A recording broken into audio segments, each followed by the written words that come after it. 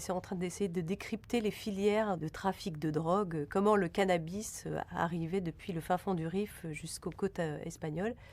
Et donc on est allé dans une famille de trafiquants de drogue dans le Rif, nous faisant passer avec une caméra cachée pour des potentiels acheteurs et moi pour une tenancière de boîte de nuit qui voulait acheter 500 kilos de cannabis.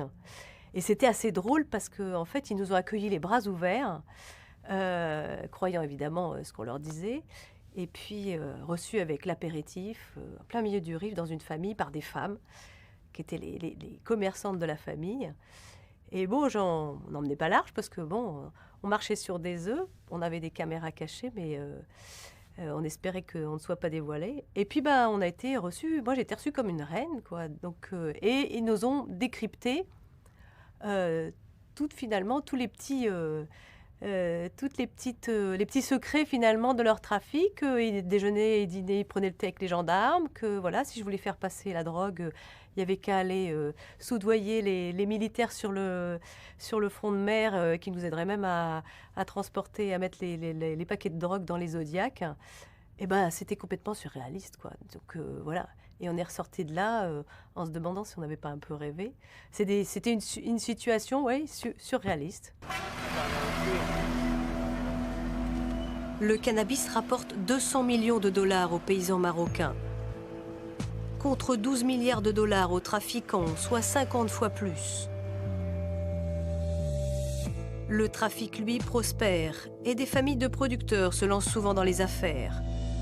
Prendre rendez-vous avec l'une d'entre elles est d'une facilité presque déconcertante lorsqu'on se présente comme client.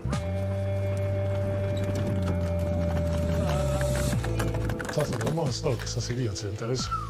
هادشي شويه وقال لك فيه هو حنا هادشي جانا هادشي غير شويه دي ça c'est très peu normalement. ما كدوزنش حنا جانا هادشي.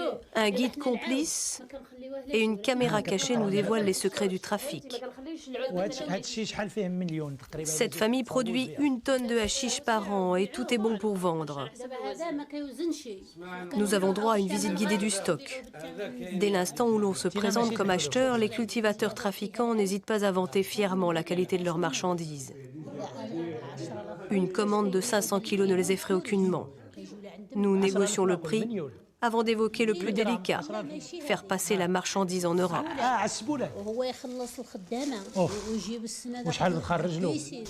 Ça coûte 800 € le kilo. Oui. Donc 800 € multiplié par 300 kilos.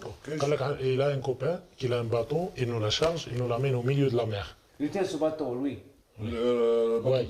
Et combien il nous loue ce bateau, bateau de pêcheur? Mais là, si par exemple, je prends un bateau, je loue un bateau avec vous, combien ça va me coûter tout ça? 30 000 €. 30 millions.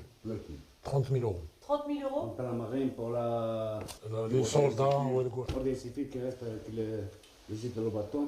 Mais c'est pas les militaires, l'Askar c'est l'Askar qui a un Ah oui, les soldats, ce sont les soldats qui les aident à charger dans le bateau, il faut les payer. Tu vas jeter la place, Il suffirait donc d'acheter la marine et les soldats postés tout le long de la côte du Rif pour faire passer des cargaisons de cannabis de l'autre côté du détroit. Sur le littoral du Rif, les maisons des chefs de réseau sont ancrées sur la plage, base stratégique pour le départ des cargaisons. Ici, tout le monde vit du trafic de hashish, y compris les soldats des garnisons, qui s'avèrent corruptibles. C'est à la nuit tombée que les tractations se font. Là encore, il suffit d'annoncer qu'on veut faire passer un Zodiac rempli de résine de cannabis. Notre guide n'a pas de mal à entamer les négociations avec un militaire. Je te jure que c'est lui.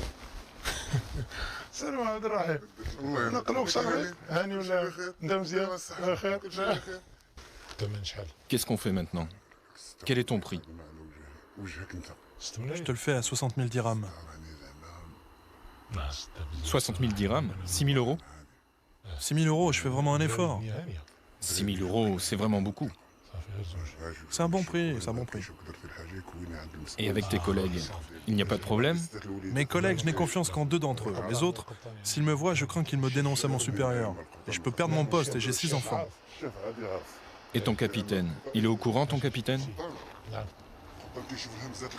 Non, pas le capitaine, parce que le capitaine, lui, il s'intéresse qu'aux grosses quantités. Il s'intéresse aux gens qui payent 500, 700 000 dirhams. Bon alors, quand la drogue arrive sur la plage, vous la mettez dans les petits bateaux qui vont décharger dans un Zodiac. Et votre équipe sera à bord du Zodiac. Et après, ce sera bon. Ok, d'accord.